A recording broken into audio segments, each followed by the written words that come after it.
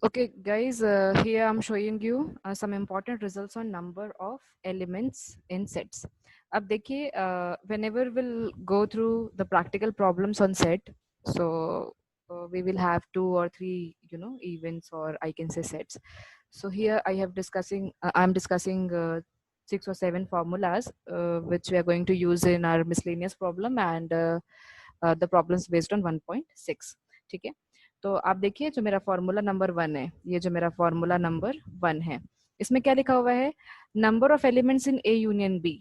तो आप इसका फॉर्मूला कैसे लिखेंगे? Number of elements in A plus number of elements in B minus of number of elements in A intersection B. Okay, ये formula है आपका। इसको हम वेरीफाई भी कर सकते हैं किसी भी 2 टाइप का सेट लेकर के। सी ये जो एन आपका दिखाई दे रहा है ना, this n is showing number of elements inside B. ठीक है, this n is representing number of elements. Okay, अब बिफोर बिफोर प्रीवियस लेक्चर, मेरे ख्याल से 2 लेक्चर के पहले वाली बात है कि मैंने आप लोग को डिसजॉइंट सेट बताया था। मैं देखिए यहाँ पे स्पॉटलाइट लेकर के आ रही हूँ डिसजॉइंट सेट के लिए। तो मैंने आप लोग को डिसजॉइंट सेट बताया था। डिसजॉइंट सेट क्या होता है? When we have 2 sets and there is no common element between them. तो मतलब ए इंटरसेक्शन बी कितना हो गया? 5 हो गया। तो जब मैं इसके अंदर का एलिमेंट देखूंगी तो वो कितना हो जाएगा? 0 हो जाएगा, ऑब्वियसली, राइट?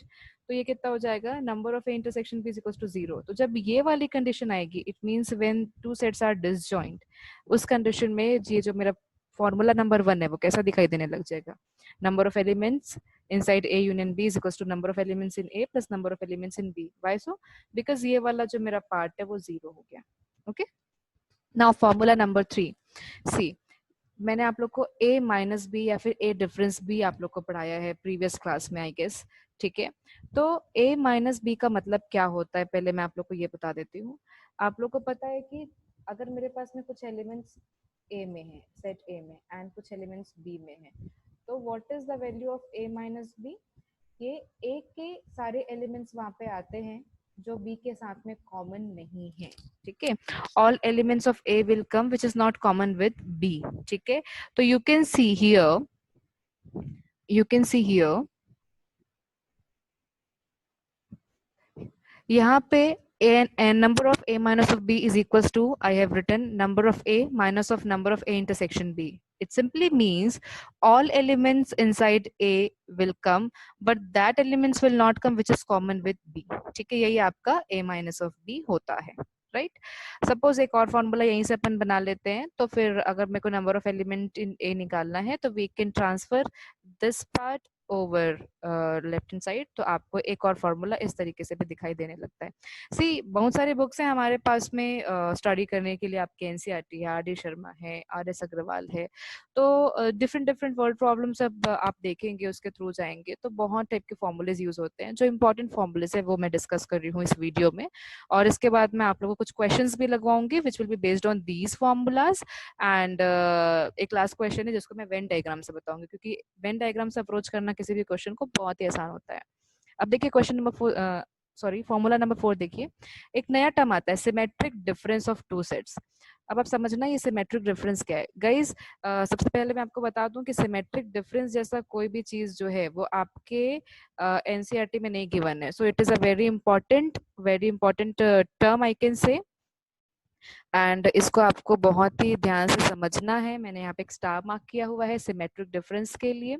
ठीक है, और मैंने लास्ट ईयर अपने स्टूडेंट्स को भी ये दिया था। तो symmetric difference of 2 sets can be represented by this a triangle B.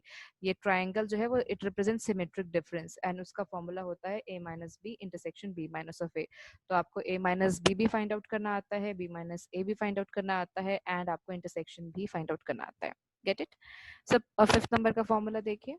अगर हमारे पास में मोर देन 2 सेट्स हैं then my formula will be like this. ठीक है, when we'll go through the question, we'll see if we'll have more than 2 sets, then I'll use this formula, and at that time you'll be having these values। ये जो दिख रहा है a intersection b, b intersection c, सब कुछ question में given रहता है। कोई एक चीज मिसिंग रहती है जिसको by using the formula आपको यूज करना होता है। Okay, now question sorry formula number 6 and 7 is based on the De Morgan's law. ये भी मैंने आप लोग के साथ में डिस्कस किया है सिंपल डिमॉर्गन्स लॉ को, बट यहाँ पे हम नंबर ऑफ एलिमेंट्स के टर्म में यूज कर रहे हैं. So you can see this is the number of elements inside A intersection sorry A complement union B complement. आपको पता है this is nothing but equals to A intersection B whole complement. ठीक है, तो आपको पता है कि किसी भी सेट का कॉम्प्लीमेंट क्या होता है. सपोज मैंने ए कॉम्प्लीमेंट लिखा. ए कॉम्प्लीमेंट कहने का मतलब क्या होता है, अगर मेरे को सबसे पहले लिखना होगा यू एंड यहाँ पे लिखना होगा मेरे को ए, तो हम जब मैच करवाते थे इन दोनों को, तो यू और ए को मैच कराते हैं और अपन चेक करते हैं कि क्या आएगा. तो ए कॉम्प्लीमेंट में, इस ए कॉम्प्लीमेंट में all elements of you will come, all elements of u will come except those elements which are common with a. मतलब a और a कॉम्प्लीमेंट एकदम एक दूसरे के ऑपोजिट होते हैं, सिर्फ u वाला एलिमेंट आता है, राइट. तो आप देखिए यहाँ पे भी मैंने वैसे ही कर दिया है. You can very well see that a intersection b hold as all element of u will come except, minus किया ना मैंने, except those element which are common in both a and b. Okay, similarly 7th number का formula है, ये भी same formula. यहाँ पे ए union B complement है, so it will be equals to number of elements inside the universal set minus of number of elements in A union B. ठीक है, तो ये हो गया मेरा पूरा 7 फॉर्मूला का डिस्कशन. अब इसके बाद मैं आपके क्वेश्चंस लगवा रही हूँ, आप लोग ध्यान से सारे क्वेश्चंस देखेंगे, then you will be able to solve all problem based on practical issues और प्रैक्टिकल प्रॉब्लम्स. ठीक है, इन्हीं फॉर्मूलेस को यूज करके. So guys let's take 2 questions.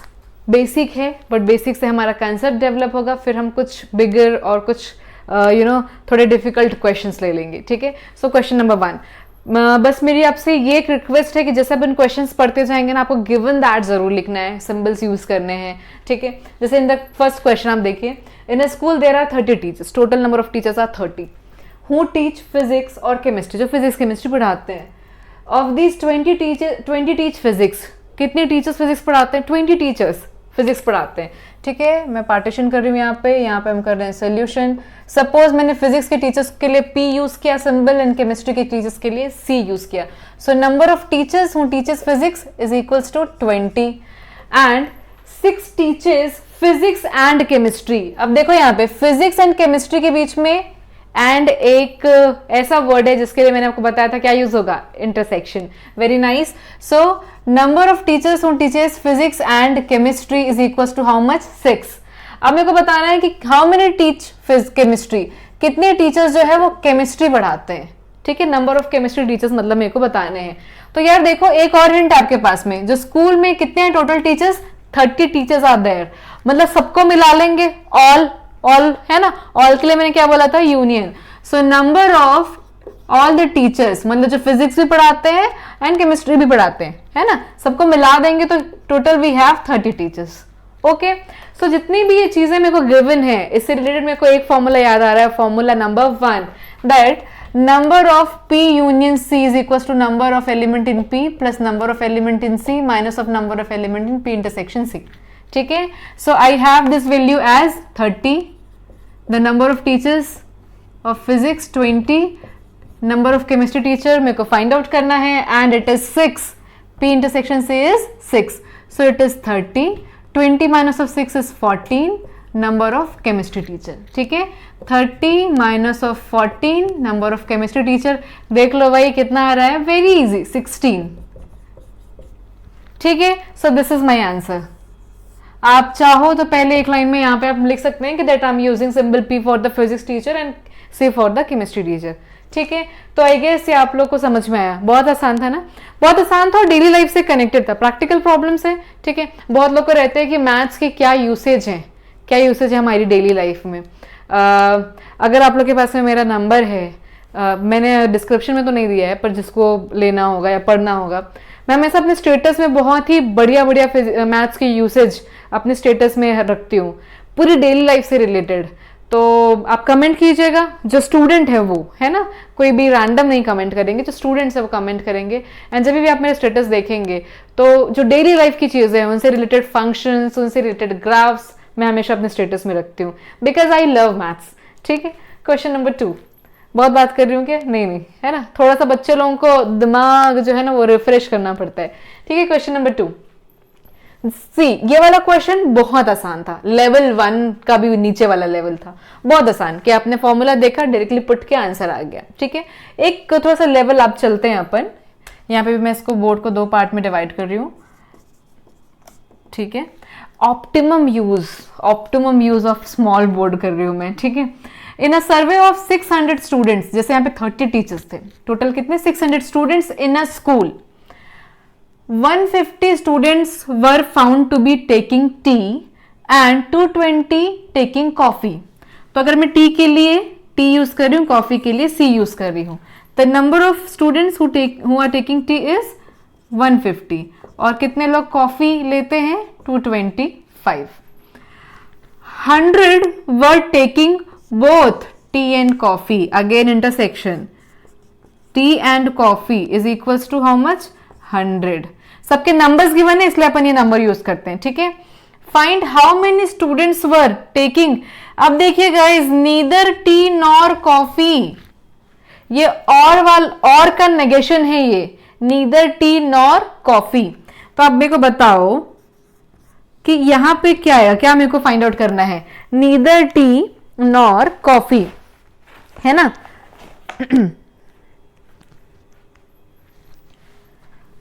और का नेगेशन है नीदर टी नॉर कॉफी, तो अगर मैं बोलती ए यूनियन बी, तो ये आइदर और के लिए यूज होता है, मैंने बोला था ना यूनियन और के लिए यूज होता है, बट उसको टी भी नहीं पीना और कॉफी भी नहीं पीना है, तो कॉम्प्लीमेंट कर देते हैं कि अगर वो टी और कॉफी दोनों पीता तो ए यूनियन बी होता।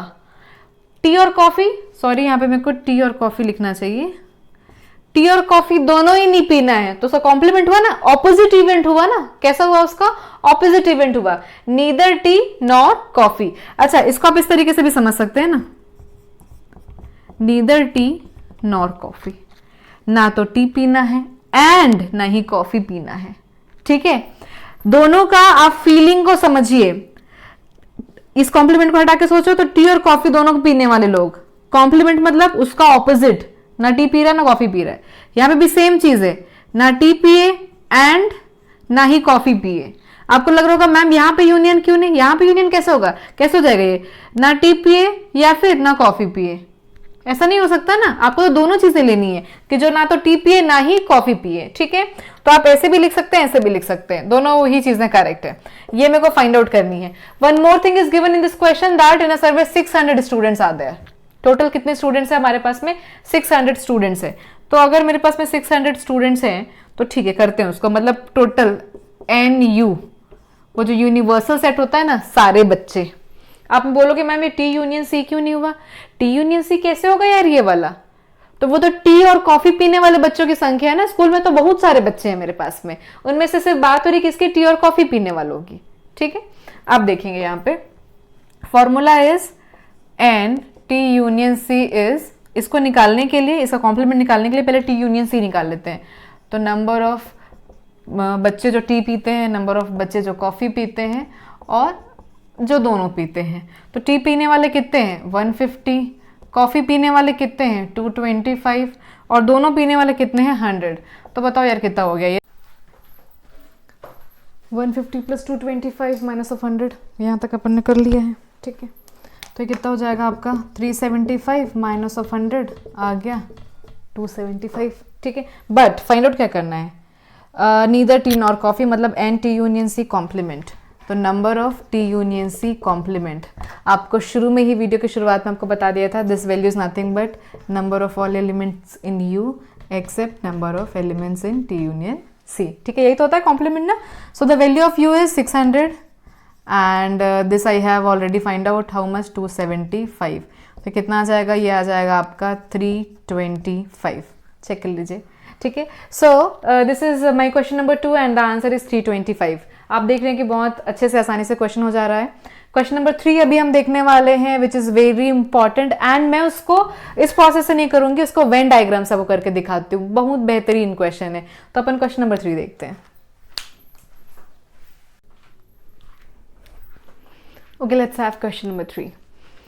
The question is मैंने बोला है वेन डायग्राम से बनाएंगे, ठीक है। तो अभी हम आपको थोड़ा सा कंसेप्ट याद होगा वेन डायग्राम में क्या करते थे हम, तो उसको यूज़ करने वाले हैं यहाँ पे। बहुत ध्यान से देखिएगा, बहुत ही बड़े बड़े क्वेश्चंस बहुत ही आसानी से वेन डायग्राम से बन जाते हैं, ठीक है। Out of 100 students 15 passed in English, 15 passed in English, 12 passed in mathematics and 8 in science, ठीक है। 100 बच्चे हमारे पास में, आउट ऑफ देम 15 इंग्लिश में पास हो गए, 12 मैथमेटिक्स में और 8 साइंस में। 6 इन इंग्लिश एंड मैथमेटिक्स, इंटरसेक्शन है ना, English and mathematics. 7 in mathematics and science और 4 इन इंग्लिश एंड साइंस, ठीक है। 3 डेटा और गिवन है जो दोनों दो में कॉमन है, एंड 4 इन ऑल द 3, और 4 ऐसे बच्चे जो तीनों में क्या हो गए, पास हो गए हैं। Find how many passed. अब इस तरीके से मेरे को निकालना है कि English and mathematics not in science, कि इंग्लिश में पास हो गए हैं, मैथमेटिक्स में भी, बट साइंस में पास नहीं हुए हैं, ठीक है। तो क्वेश्चंस में बनाएंगे, सबसे पहले हम क्या बना लेते हैं, वेन डायग्राम। वेन डायग्राम बनाने के बाद हमारा क्वेश्चन बहुत ही आसान हो जाएगा। So guys I am drawing here, see we have 3 subjects, English, mathematics and science, English, mathematics and science. So I am making one rectangular box over here like this. Venn diagram में आपको पता है rectangular box बनाते हैं। This is one subject, this is another subject and this is last subject. So this represent, suppose this represents English and it is representing mathematics and it is representing science, ठीक है। E for English, M for maths and S for science, ठीक है। इस figure में ये E, M और S जो है वो ये बता रहा है, ठीक है। अब डेटा को रीड करेंगे। अब मैं आपको बताती हूँ इसका तरीका कि सबसे पहले इसमें किस चीज को अपने को शो करना है। आप सबसे पहले वो वाले पॉइंट को सर्च कीजिए which is common in all the 3, 4 in all the 3। सो आप देखेंगे कि ये वाला जो मेरा रीजन है इट इज कॉमन, मतलब यहाँ पे कौन सी वैल्यू आएगी, it is common in all the 3, यहाँ पे आएगी आपकी वैल्यू 4। आपको दिख रहा है क्या, थोड़ा सा इसको रब किया जाए, क्लियर नहीं आ रहा था, ठीक है। यहाँ पे कौन सी वैल्यू आएगी, you can very well see that this is the common region between among E, M and S। तो ये कितना आ जाएगा, यहाँ पे मैंने लिखा 4, ओके। कोई प्रॉब्लम तो नहीं है, क्योंकि 4 जो बच्चे हैं वो सारे सब्जेक्ट में पास हैं। अब देखिए ये वाला रीजन दिखाता है कि how many of them are passed in E and M, okay. अब देखो सबसे पहले अपन स्टार्ट करते हैं 6 इन इंग्लिश एंड मैथमेटिक्स। अब देखो यार 6 इन इंग्लिश एंड मैथमेटिक्स, तो आपको क्या लग रहा है मैं यहाँ पे 6 लिखूंगी, नहीं, यहाँ पे 2 लिखना है। क्यों, आप देखिए इंग्लिश एंड मैथमेटिक्स का ये पूरा जोन है, तो मैंने सिर्फ क्या लिखा, 2 लिखा। क्यों, 4 ऑलरेडी लिखा हुआ है, 4 + 2 कितने हो गए, 6 हो गए। यही पे बच्चे गलती करते हैं, वो यहाँ पे 6 लिखते हैं, तो 6 और 4 तो 10 हो जाएंगे, तो 10 तो यहाँ पे दिया ही नहीं है, ठीक है। तो सिंस 4 ऑलरेडी यहाँ पे है, 4 के बाद कितना और बचा, 2 बचा 6 करने के लिए, क्योंकि आप ये पूरा पोर्शन देखिए, ये पूरा पोर्शन देखिए which is common in E and M, ठीक है। अब आते हैं अपन नेक्स्ट में 7 इन mathematics and science. Mathematics and science में कितने, 7, तो 4 ऑलरेडी लिखे हुए हैं, तो कितना यहाँ पे लिखूंगी मैं, 3। Now 4 in English and science, 4 are common in English and science, तो ऑलरेडी 4 है, तो हियर आई विल रिटर्न 0, ठीक है। ये नंबर्स का इंसर्टिंग आपको समझ में आ गया।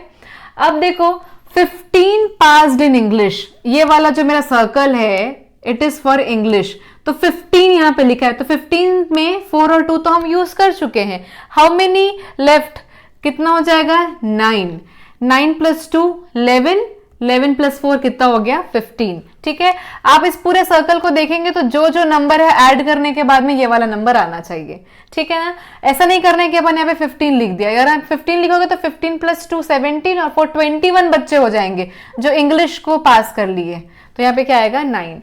नाउ मैथमेटिक्स में देखो 12 पास्ड इन मैथमेटिक्स, तो आप देखिए 4 और 2 6, 6 और 3 9, तो 9 ऑलरेडी यहाँ पे इस सर्कल के अंदर में है, कितना और लिखना पड़ेगा मेरे को, 3, क्योंकि टोटल कितने हैं, 12 है। काउंट कर लीजिए, 3 + 2 5 और 4 9 और 3 12।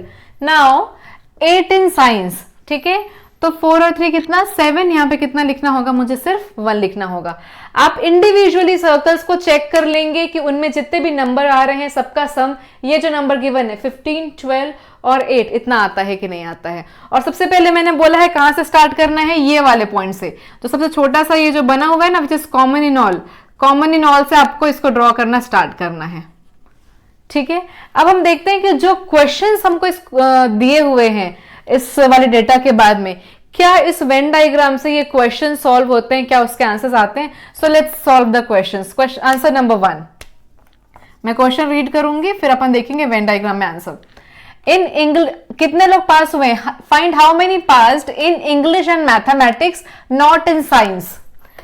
इंग्लिश एंड मैथमेटिक्स, अगर मैं इंग्लिश और मैथमेटिक्स की बात करूं दोनों में, तो इससे फिर 2 आ रहा है, क्योंकि अगर मैं 4 ले लेती हूं तो 4 साइंस में आ जाएगा। ठीक है, तो फर्स्ट वाले का आंसर कितना हो गया? Answer 2, answer number 2। Now in mathematics and science but not in English, mathematics and science, mathematics और साइंस के बीच में देखो 3 दिख रहा है, 4 तो सब में कॉमन है ना, इंग्लिश आ गया यहाँ पे 4 में, तो 4 नहीं आएगा। मैथमेटिक्स और साइंस के बीच में सिर्फ कितनी वैल्यू कॉमन है? 3 वैल्यू कॉमन है। तो how many students are pass in mathematics and science? Answer is 3। Now answer number 3, in mathematics only, सिर्फ मैथमेटिक्स में कितने लोग पास हो गए हैं? तो देखो ये जो 2, 4, 3 है ये कॉमन वैल्यू है इंग्लिश और साइंस के साथ में, तो सिर्फ मैथमेटिक्स में पास होने वाले बच्चों का नंबर कितना है? 3। तो आप यहाँ पे क्या लिखेंगे? 3। Now question number 4, in more than 1 subject only, more than 1 subject मतलब सिंगल सब्जेक्ट वाला नहीं आएगा। 9 सिंगल सब्जेक्ट वाला है, 9 बच्चे सिर्फ इंग्लिश में पास हुए हैं, 3 बच्चे सिर्फ मैथ्स में पास हुए हैं, 1 बच्चा सिर्फ साइंस में पास हुआ है। बट मोर देन 1 कहने का मतलब है 2 एंड मोर, 2 एंड मोर। तो ऐसे कितने लोग हैं? आप देखो 0 + 4 + 2 + 3, 0 + 2 + 3 + 4, हाउ मेनी? 4 और 3 7 और 2 9। ठीक है, तो है ना आसान, कुछ भी कैलकुलेशन आपको करने की जरूरत नहीं पड़ी है। आपको सबसे पहले वेन डायग्राम बनाना है और वेन डायग्राम के बाद में आप क्वेश्चंस रीड करिए, आपको सबके आंसर्स मिल जाएंगे। और आप एग्जाम में भी ये यूज कर सकते हैं, बस आपको बताना पड़ेगा कि ये इंग्लिश है, ये मैथ्स है, ये साइंस है। आप इसे यहाँ पे लिख के भी दिखा सकते हो। आपको एक चीज और बता देती हूँ, that number of student common in English, maths and science is equal to कितना? 4। Number of students common in English and maths is equal to 2।